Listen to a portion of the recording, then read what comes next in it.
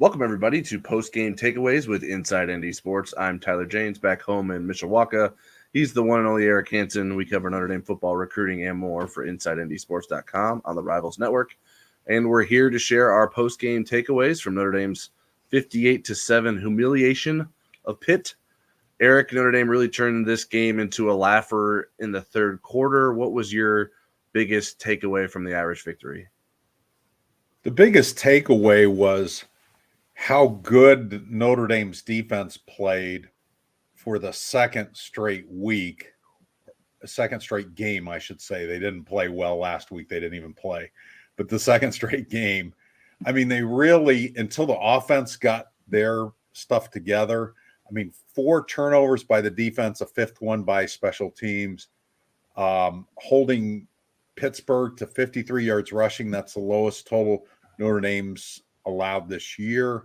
1 for 11 on third downs, a 57-ish pass efficiency rating, which is awful for Christian Xavier, the guy who replaced Phil Jakovic. 2 interceptions for Xavier Watts. We'll get into some of the other picks. And they did it without Benjamin Morrison playing at all. Right. And with Cam Hart, it's late. Cam Hart leaving the game early with an injury. So I was really impressed with the defense, but there's a lot of other things to get to, including offense and special teams. Yeah, I'll pick up on the special teams.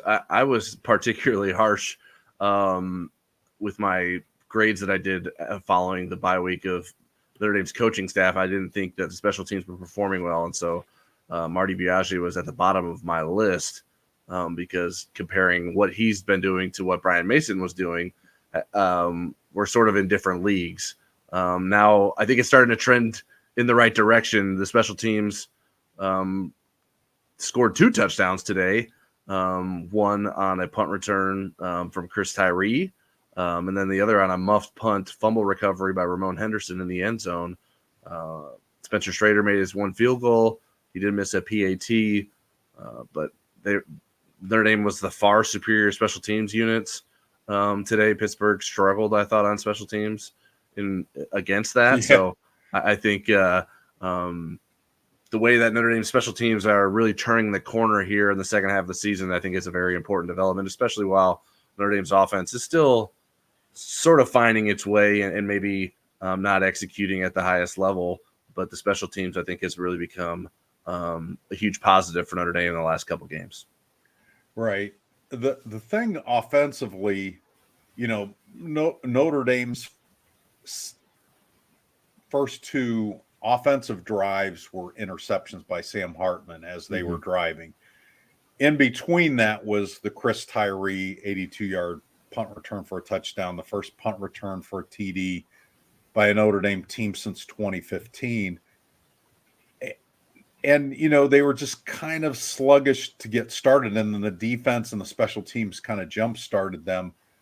But I think the thing that I really liked and I ended up writing about was Chris Tyree. All of a sudden, this guy is the leading receiver among wide receivers for them, both in receptions and receiving yards. And I just really liked his toughness today.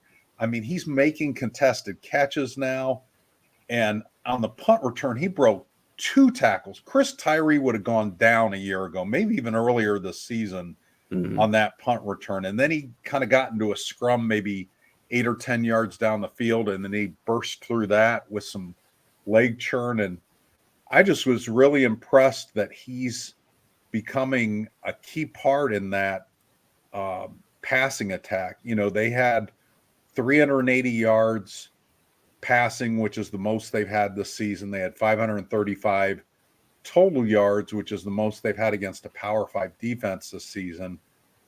And yet, you're still saying, okay, is this a turning point, or is this, are we going to have to wait until next week when they play a really good Clemson defense, a disaster Clemson team from Mojo standpoint, 4-4 with the first back-to-back losses since 2011.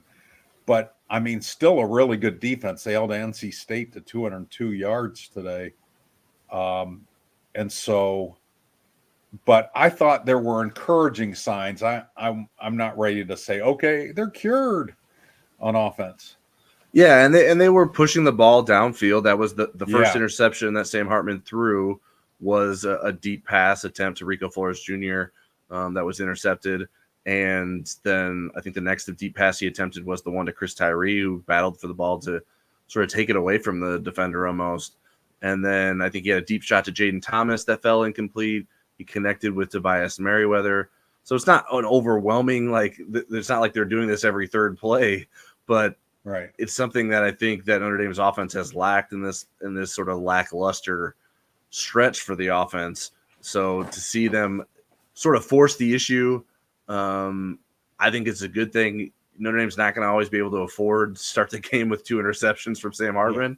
Yeah. But I think that it at least gives some confidence there and gets things back rolling in a direction that you hope it can be in these final games of the regular season. And yes, it's going to be tough to do those things against Clemson, but I think you're going to have to take some of those chances again. So I thought that was a positive. The wide receivers were much more impactful in the game with Jaden Thomas and Jaden Greathouse out there, Tobias Merriweather, who I mentioned. So I there's some signs of life there in the passing game, especially with the wide receivers. Right. And I think, what we're starting to see is maybe Notre Dame is good enough on defense that the defense can make up for the shortfalls in the offense. But if Notre Dame wants to get to a New Year's Six Bowl, I mean, it'd be nice if they could win one. I mean, they haven't won one at that level since the 1995 season. And if they are going to do that, they not only need the defense to be playing like they did today, they need the offense to be better. They need the offense to look like it did in the first 4 games of the season. So if you were grading, since you were such a good grader, if you were grading Jared Parker's performance as an offensive coordinator today, what would you think about that? Yeah, I don't love doing grades without having chances to watch like replays and stuff. But so I would probably go maybe in the B- range, B range. I don't want to be too harsh without having a sort of full scope of it. Right.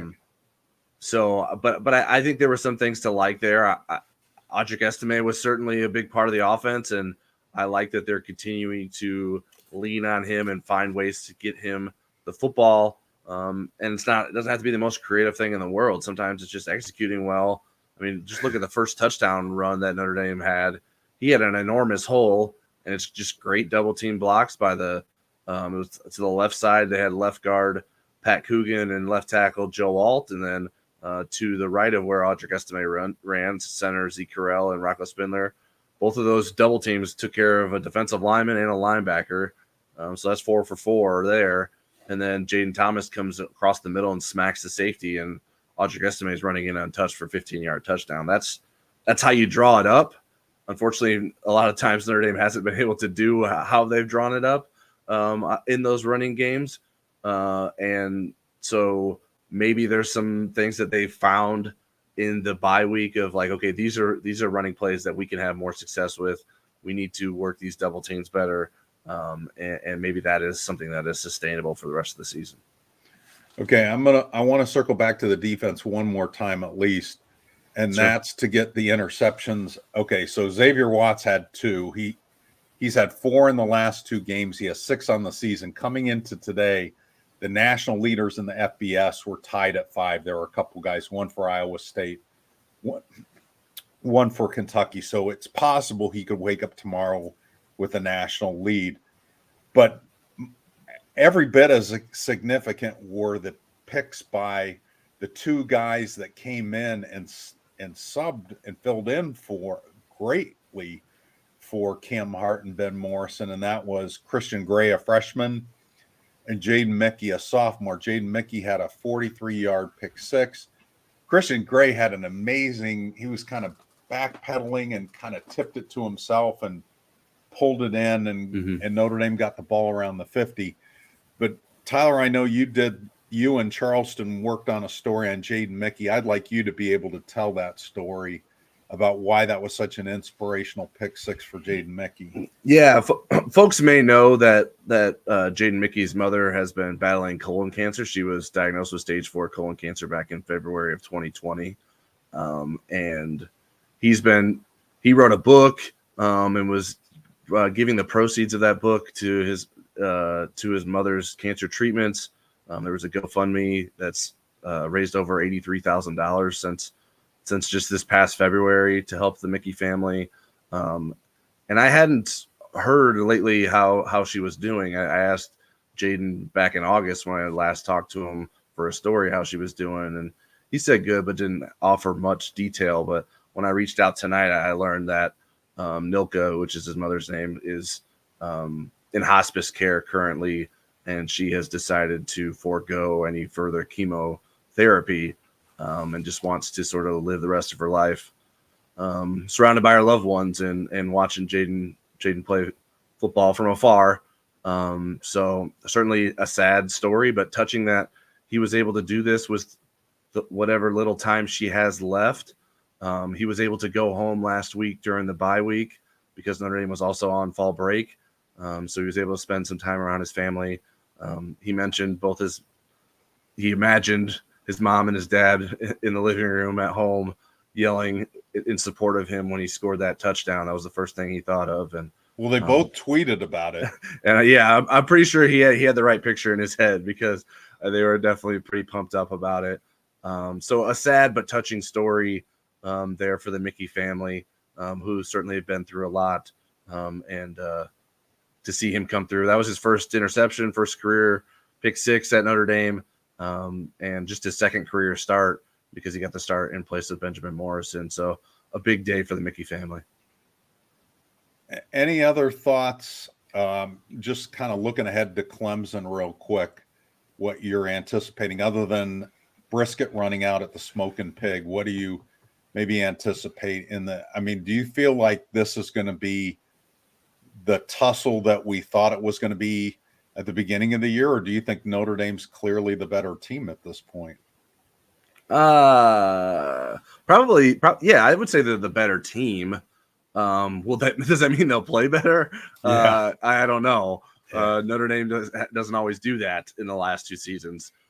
So I'm interested to see what that looks like. What does Clemson look like? Is Clemson going to roll over? I don't know. I didn't watch today's NC State game. The result was certainly surprising. I didn't watch it. I did read up a lot about it. I know Will Shipley got injured. I don't know how severely he had to leave the game. He's one of the better running backs in the ACC. But they've been so self-destructive. And, Clemson has beaten Clemson more than other people beaten Clemson this year, I would say.